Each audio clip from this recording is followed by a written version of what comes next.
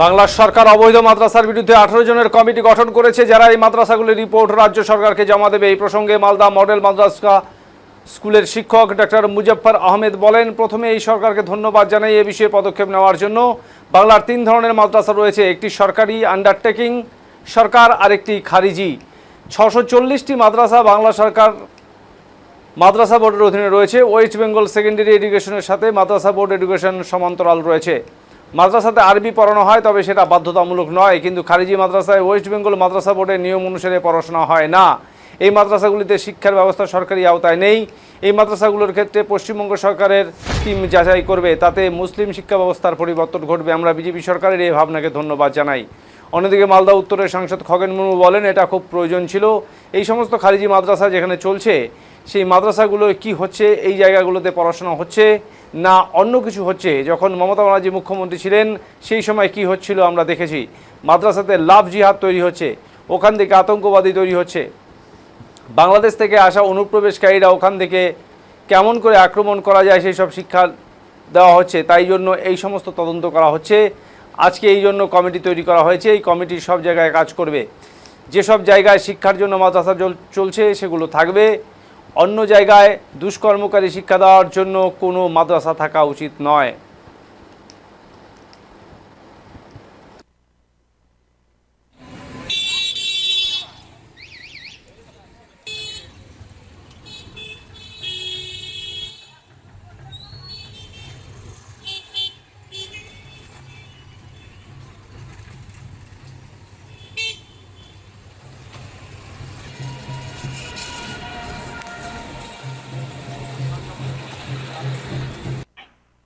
প্রথমে সরকারের এই যে পদক্ষেপ বা চিন্তাধারা, যে কোনো রাজ্যে বা কোনো জেলাতে কোনো রকম ভাবে অবৈধ কোনো শিক্ষা প্রতিষ্ঠান চলতে পারে না, সে ধর্মের নামেই হোক বা ধর্মের নাম ছাড়াই হোক।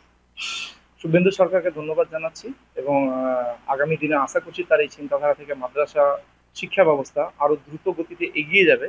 এই চিন্তাধারার সাথে সাথে আপনাদের দৃষ্টি আকর্ষণ করতে চাইছি যে পশ্চিমবাংলাতে 3 ধরনের মাদ্রাসা রয়েছে। একটা খারিজি মাদ্রাসা রয়েছে, যেটার সাথে বোর্ডের কোনো সম্পর্ক নেই, যেখান থেকে হয়তো তারা কোনো ওই জাকাতের টাকা হোক বা দান দক্ষিণার টাকা হোক, সেখান থেকে তারা সেটা চালায়।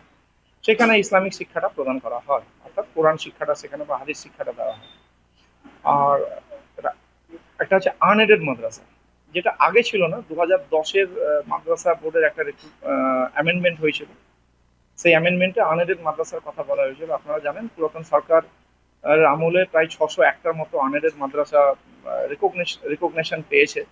তার মধ্যে দেখা যেতে পারে হয়তো বেশ কিছু মাদ্রাসার ছাত্র সংখ্যা আমার মনে হয় নেই বললেই চলে, কিন্তু রিকগনিশন পেয়েছে। তারা হয়তো ডিএলআইটির ইন্সপেকশন তাদের ছিল এবং ইনফ্রাস্ট্রাকচার নিয়েও সন্দেহ রয়েছে। হয়তো সেই জায়গাটাতেই সরকার হয়তো হাত দিতে চাইছে যে একটা শিক্ষা প্রতিষ্ঠানের মতোই চলুক, সেখানে ছাত্র থাকবে, শিক্ষক থাকবে, বিল্ডিং থাকবে, এটাই তো সবাই চায়।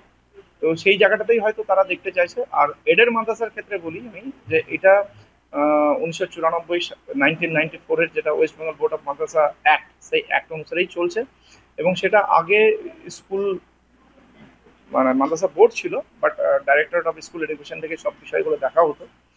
তো সরকার যে পদক্ষেপ নিয়েছে সেই পদক্ষেপে আমার মনে হয় যে সমস্ত স্কুলে ছাত্র নেই বা যেখানে ইললিগাল রিক্রুটমেন্ট রয়েছে, আপনাদের একটা ভালো খবর দিতে চাই। গতকালকের একটা রিপোর্ট আপনাদের বলি, সুপ্রিম কোর্ট সম্ভবত গতকাল বা আজকেরই, হয়তো আমি আজকেই যেহেতু খবরটা শুনলাম, পশ্চিমবাংলাতে বেশ কিছু মাদ্রাসা ইললিগাল অ্যাপয়েন্টমেন্ট করেছিল 2016 রিক্রুটমেন্ট রুলসকে হাতিয়ার করে। সেখানে কিন্তু সুপ্রিম কোর্ট পুরো ডিসপোজ করে দিয়েছে, মানে পুরো মামলাটাকে খারিজ করে দিয়েছে। আমি জাস্ট একটু আগেই বোর্ডের এক আধিকারিকের কাছ থেকে রিপোর্টটা পেলাম। এটা আমাদের সকলের কাছেই খুশির খবর যে মাদ্রাসাতে ভূতুড়ে নিয়োগ হয়। আশা করছি এই তকমাটা থেকে আমরা মুক্তি পেলাম এবং যে সমস্ত মাদ্রাসায় ছাত্র রয়েছে, যে সমস্ত মাদ্রাসার হোস্টেলে ছাত্র রয়েছে, যে সমস্ত জায়গাতে শিক্ষক রয়েছে, সরকারের আমার মনে হয় সরকারের দৃষ্টি আকর্ষণ করছি সেই জায়গাগুলোকে একটু দেখুক সরকার, যাতে যে সমস্ত বাচ্চা রয়েছে তারা আরো ভালোভাবে যাতে পড়াশোনার পরিবেশটা পায়। মাদ্রাসাগুলো বেশিরভাগটাই শিক্ষকদের অভাবে ভুগছে, তো সেই শিক্ষকগুলো রিক্রুটমেন্ট যাতে দ্রুত হয়, এটাও আমি আপনাদের মাধ্যমে বলতে চাইছি। আমার नाम डॉक्टर मुजफ्फर अहमद, আমি প্রধান শিক্ষক মালদা। ये बहुत ज़रूरी था। ये जो खारिजी मदरसा जहाँ जहाँ चल रहा है, तो मदरसा में क्या हो रहा है एक्चुअली वहाँ पे पढ़ाई लिखाई हो रहा है या दूसरा कुछ हो रहा है, वहाँ से कुछ दूसरा कुछ पैदा हो रहा है। तो हम लोग देखा है इससे पहले जैसे कि आज जब सरकार के समय में जब यहाँ पे ममता बनर्जी मुख्यमंत्री थी उसी टाइम में क्या हो रहा था। 15 वर्ष में हम लोग तो सब देखे हैं माद्रासा में वहाँ से लाभ जिहादी जब वाला जो है वो पैदा हो रहा था और वहाँ से आतंकवादी पैदा हो रहा था और जो सभी जो एक्चुअली बांग्लादेश से आने वाला और घुसपैठिया इनको वहाँ से वहाँ लेके यहाँ हमला करने वाला कैसे हमला करना पड़ेगा, कैसे हिंदुओं के ऊपर हमला चलेगा, वो बिल्कुल इसके बारे में वहाँ से वो शिक्षा दे रहा है। तो आज इसीलिए आज हर जगह ये जांच किया जाएगा, हर जगह इसका इन्वेस्टिगेशन कर दिया जाएगा सरकार की ओर से। ये मैं और सरकार को मेरे ओर से और पश्चिम बंगाल के जनता की ओर से पश्चिम बंगाल के सरकार, पश्चिम बंगाल के मुख्यमंत्री आदरणीय शुभेंद्र अधिकारी महाशय को मैंने बहुत बहुत आभार व्यक्त करता हूँ और मंत्रिमंडल को भी। ऐसा एक बहुत जरूरी इसी समय जो होना चाहिए था, ऐसे एक वो लोग निर्णय लिया है, इसलिए मैं बहुत बहुत आभारी माननीय मुख्यमंत्री और मंत्रिमंडल का।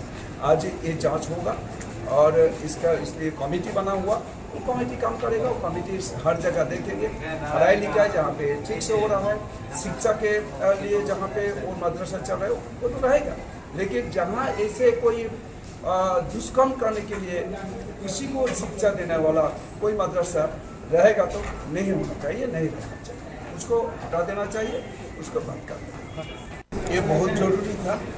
ये जो এবং এই মাদ্রাসা এখন আপনাকে এমনও বলি এই মাদ্রাসা থেকে পড়ে মাদ্রাসাতেও চাকরি করছে প্রচুর বিসিএস অফিসার